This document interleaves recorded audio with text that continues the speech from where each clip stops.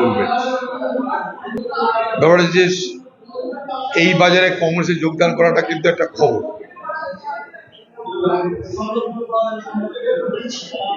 স্বাভাবিকভাবেই আমরা অত্যন্ত উৎফুল্লিত যে মুর্শিদাবাদের দুটো ব্লক থেকে তৃণমূল ছেড়ে,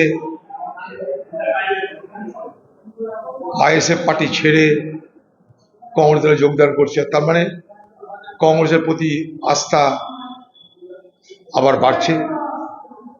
তারা তাদের সেই আস্থার প্রকাশ আজকে দেখালো। আসলে মুর্শিদাবাদ জেলায় তৃণমূল কংগ্রেসের গর্ভে জন্মেছে। তৃণমূলের যত নেতা দেখবেন এই জেলায় সবই কংগ্রেসের জন্ম পুষ্টি বৃদ্ধি করে তারা নেতা হয়েছে। এগুলো সব কংগ্রেস দল ছেড়ে পালানো নেতা। তৃণমূলের দুটো বিষয় আছে, একটা তৃণমূল দল মমতা ব্যানার্জির সঙ্গে যারা প্রথম দিন থেকে তৃণমূল দল করেছে তারা নিশ্চয়ই তৃণমূলই, সেখানে কোনো বিরক্তি নেই আমার। তারা তৃণমূল করেছে মমতা ব্যানার্জির আদর্শ দেখে তারা, বা তারা মনে করেছে তারা তৃণমূল দলটা করেছে। কিন্তু মুর্শিদাবাদের ক্ষেত্রে ব্যতিক্রমটা এইটা, এখানে কংগ্রেস ছেড়ে চলে গিয়ে প্রলোভন ভর্কি ভারকা দেখিয়েছে, এই কংগ্রেস না চাইলে বিপদ হয়ে যাবে, কামাতে পারবি না, চলে আয়, পয়সা নে, যা খুশি কর। এরা যারা কংগ্রেস করে বড় হয়েছে, কংগ্রেসের এমএলএ, কংগ্রেসের নেতা, তারা কিন্তু তৃণমূলে গিয়ে তৃণমূল দলটাকে তৈরি করছে মুর্শিদাবাদ জেলায়। অর্থাৎ তৃণমূলে যারা গেছে তারা দলত্যাগী নেতা। অরিজিনাল যারা তৃণমূল করেছিল তারা তো মমতা ব্যানার্জির সঙ্গে তৃণমূল পার্টিটা করেছিল। এরা কিন্তু তারা না, এরা কিন্তু সুযোগ সন্ধানী একটা অংশ। এবার তার সঙ্গে পাশাপাশি তৃণমূল প্রতি একটা সহানুভূতি দেখিয়ে ভেবেছিল তৃণমূল কি না জানি করবে। এখানকার অনেক কর্মী তারা চলে গেছিল, কিন্তু তারা নতুন করে বুঝতে পারছে যে তৃণমূল মানে একটা ধোঁকা, তৃণমূল মানে একটা বিভ্রান্তি, তৃণমূল মানে প্রতারণা, তৃণমূল মানে প্ররোচনা। আবার তারা ফিরে এসছে। এই ফিরে আসার প্রবণতাটা কিন্তু আগামী দিনের জন্য মুর্শিদাবাদ রাজনীতিতে ইতিবাচক প্রভাব ফেলবে বলে আমি মনে করি। আরো অনেকে তো ফিরবো বলে তারা করবে আরো যোগাযোগ করছে, আরো অনেকে যোগাযোগ করছে, ফিরবে বলছে, দেখা যাক। এবং ভগবানগুলোর মধ্যে একটা সরি, এর সঙ্গে সঙ্গে ভগবানগোলাতে সেখান থেকেও তৃণমূল, বললাম একটা ভগবানগোলা থেকেও তৃণমূলের লোকেরা যোগদান করলো। এই দুটো ব্লক থেকে যোগদানটা আজকে হলো। জয়েন করলো এবং তৃণমূলের কোনো পদে ছিল এরকম কে জয়েন করলো? আমাদের শামসানগঞ্জ ব্লক থেকে প্রায় 250 কর্মী সমর্থক এবং নেতৃত্ব হিসাবে বেশ কয়েকজন যারা লিডার হিসাবে ছিলেন আর কি।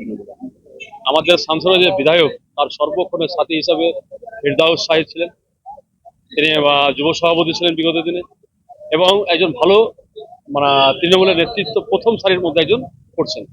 দ্বিতীয়ত হচ্ছে যে ওনার ওয়াইফ মানে পঞ্চায়েত সমিতির মেম্বার ছিলেন, এখন বর্তমানে নেই, কিন্তু আবার পঞ্চায়েত সমিতির মেম্বার আছেন এরকম তার একজন স্বামী। অর্থাৎ গতবার পঞ্চায়েত সমিতির যে সহকারী সভাপতি তিনি এখানে এসছেন, তেনার স্ত্রী কিন্তু আসেননি, উনি এসছেন, উনি জয়েন করলেন।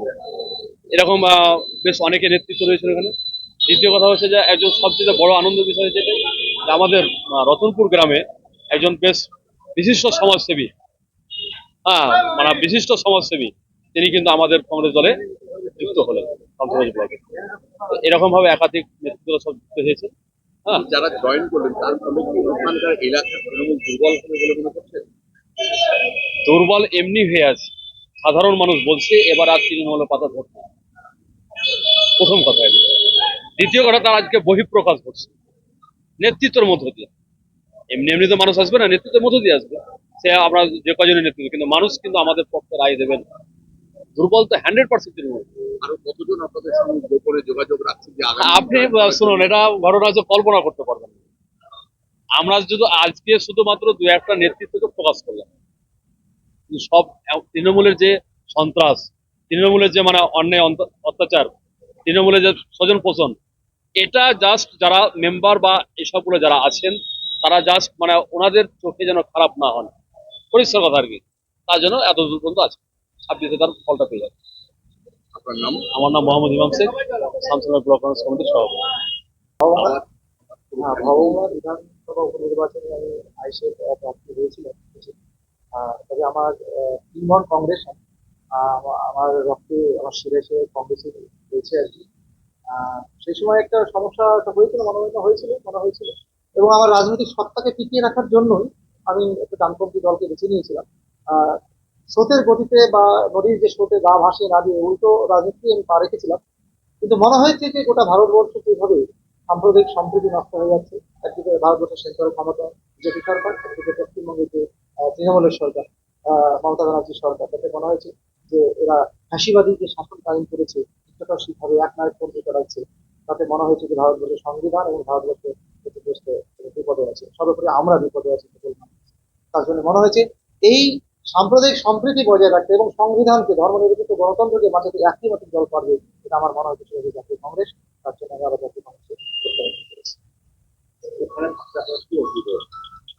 না, আমি তো একটু আগে আপনার বললাম যে ভারতবর্ষকে একটি মাত্রই দল পথ দেখাতে পারবে এবং লড়তে পারবে এই বিজেপি সরকারের বিরুদ্ধে, তথা পশ্চিমবঙ্গে যে কি বলবো, যে সাম্প্রদায়িক বিভাজন নীতি করে যেভাবে তোলাবাজি শুরু করে, যেভাবে শিক্ষকদের স্ক্যাম করে বিভিন্ন করাপশনের সঙ্গে যুক্ত হয়েছে, যেভাবে দল পশ্চিমবঙ্গে তলাইতে চেপে দিয়েছে, সেখানে মনে হয়েছে একটি মাত্রই দল পারবে, সেটা কি যাতে।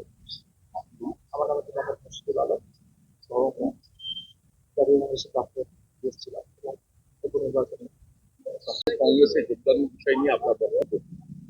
আমাদের ভগবাংলা ওয়ার্ড, আজকে যারা ভগবাংলা ওয়ানে যোগদান করলেন তাদের মধ্যে আমাদের প্রাক্তন কংগ্রেসের সাধারণ সম্পাদক ছিলেন এবং 2024-এ উপনির্বাচনে আইএসএফ এর ক্যান্ডিডেট হয়েছিলেন মুর্শিদুল, এবং তার সঙ্গে সঙ্গে আমাদের ওই অঞ্চলের প্রায় 200 জন তৃণমূল করতেন। তারা তৃণমূলের প্রতি বিরক্ত হয়ে তাদের যে স্বজন পোষণ, তাদের যে কাটমানি, তাদের যে অত্যাচার, তারা সেটাকে সহ্য করতে না পেরে আজকে আমাদের দাদার হাত ধরে তারা আজকে মানে বহরমপুর যোগদান করেন।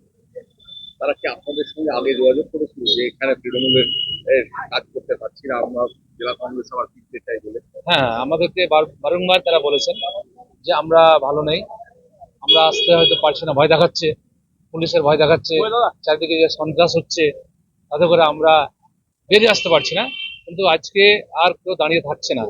আজকে ভগবাংলায় 2-3 দফা জয়েন করা হয়ে গেল, আজকে করলো প্রায় সাউথেক। এরকম ভাবে প্রত্যেক দিন আমাদের কাছে লোক আসছে যে আমরা কংগ্রেসটা করবো, আমরা কংগ্রেসই করতাম, আমরা যে দলটা করতে গেছি সে দলের প্রতি আমাদের কোনো আর মানে সহানুভূতি নেই, আমরা সেই দলের মধ্যে আর আমাদের কোনো গ্রহণযোগ্যতা নাই।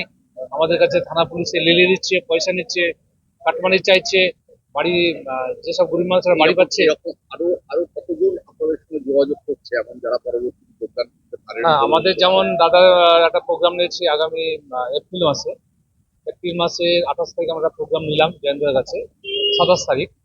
সেখানে দাঁড়িয়ে আমাদের সহপঞ্চায়েত মানে তৃণমূল থেকে কংগ্রেসে যোগদান করবে, সেটা আমাদের কথাবার্তা চলছে। তারা বহরমপুর রোজার মাসে আসতে পারলো না এবং আমরা ওইখানে ভগবাংলাতেই আমাদের যে সেমিনার হবে, কর্মী সম্মেলন হবে, সেখানে আমরা তাদেরকে জয়েন করবো। আপনার নাম? আমার নাম হচ্ছে আব্দুর রাজ্জাক, ভগবাংলা 1 ব্লক সভাপতি।